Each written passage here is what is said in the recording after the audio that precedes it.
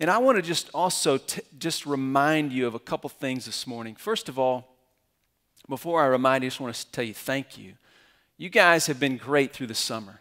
And I know that summer is difficult, particularly in light of the fact that we've made this massive change about 10 months ago or so in moving to 2 services and 2 Sunday schools.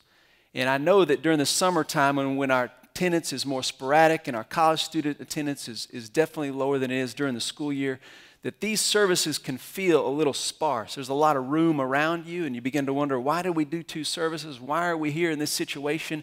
And frankly, some Sundays I wonder, after I've preached twice, why in the world are we doing this? And it is a challenge for all of us. Change is not easy for anybody. And I just want to thank you for sticking in there and being a part of the vision. And I just want to remind you of that vision.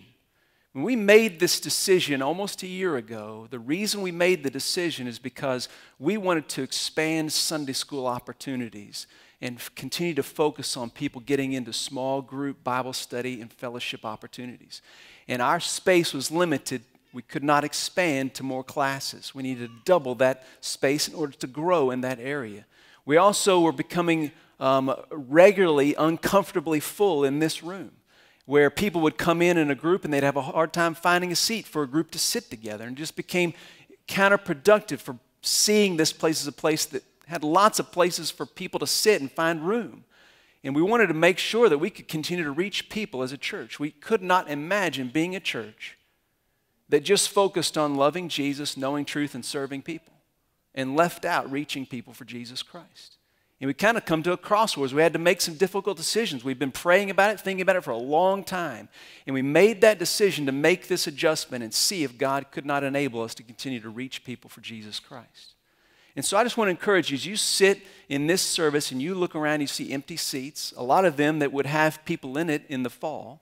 Just remember that those empty seats around you could represent people in our community who do not have a church home and do not know Jesus Christ. And the way God wants to bring them to himself could be right through this avenue. You could be the reason that someone comes to know Christ. And the fact that that pew is empty next to you might just remind you to be praying for and reaching out to someone for Jesus Christ. So I want to encourage you. I want to thank you. I want to remind you of the vision. We want to reach people for Jesus Christ here this morning.